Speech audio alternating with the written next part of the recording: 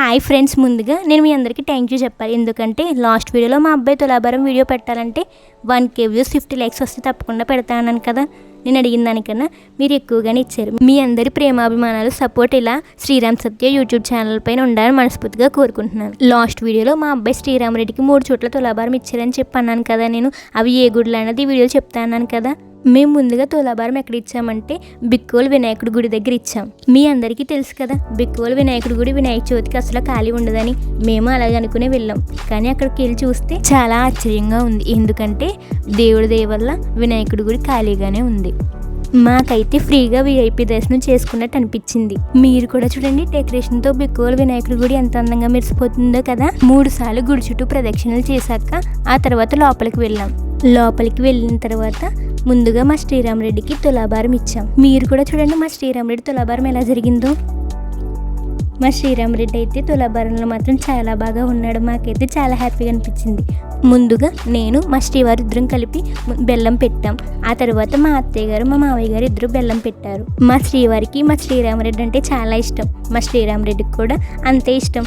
అందరూ మొదటిగా అమ్మ అంటారు, కానీ మా శ్రీరామరెడ్డి నాన్న అన్నాడు. మా అబ్బాయి శ్రీరామరెడ్డి లాగే ఉన్నారా మీ ఇంట్లో పిల్లలు కూడా అని అయితే తప్పకుండా కామెంట్ చేసి చెప్పండి.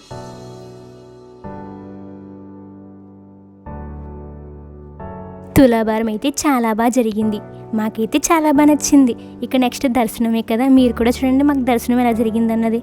మేము లోపలికి వెళ్ళిన తర్వాత పూజారి గారు హారతి ఇచ్చారు. హారతి ఇచ్చి మీ మనసులో ఉన్న కోరికలు చెప్పండి స్వామివారికి, ఆ స్వామివారు తప్పకుండా తీరుస్తారని చెప్పి అన్నారు.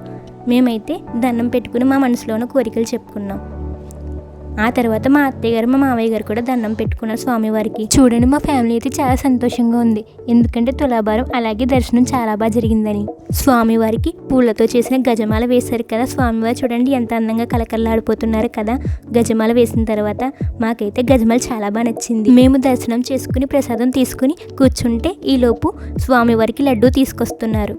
ఈ లడ్డు చాలా బాగుంది కదా. ఈ లడ్డు ఎవరు సమర్పించారంటే స్వామివారికి తాపేశ్వరం సురుచి స్వీట్స్ తెలుసు కదా, వాళ్ళు స్వామివారికి లడ్డు సమర్పించారంట. మాకైతే లడ్డు చాలా బాగా నచ్చింది. ఇలాంటి లడ్డు మేము చూడడం ఇదే మొదటిసారి. లడ్డు పైన డెకరేషన్ చూడండి ఎంత బాగుందో కదా. మా అబ్బాయికి మొదటిగా తులాభారం ఎక్కడ ఇచ్చామో చెప్పాను కదా మీకు కూడా. ఇక రెండో తులాభారం ఎక్కడ ఇచ్చామన్నది నెక్స్ట్ వీడియో చెప్తాను, తప్పకుండా చూడండి. వీడియో అయితే మాత్రం చాలా బాగుంటుంది. లాస్ట్ వీడియోలో గుడిలోకి వింత జరిగిందని చెప్పి అన్నాను కదా, అదేంటన్నది నెక్స్ట్ వీడియోలో తప్పకుండా చెప్తాను, మిస్ అవ్వకుండా చూడండి. వినాయక చవితి అంటే వర్షం అంటే వినాయక చవితి కదా. వినాయక చవితి అంటే తప్పకుండా వర్షం వస్తుంది కదా. మా శ్రీరామరెడ్డి తడిసిపోకూడదని వాళ్ళ నాన్నమ్మ గొడుగు పట్టుకుంటే వాడు కూడా చూడండి ఎలా పట్టుకున్నాడో గొడుగుని. మీకు మా అబ్బాయి తులాభారం నచ్చిందైతే తప్పకుండా కామెంట్ చేసి చెప్పండి.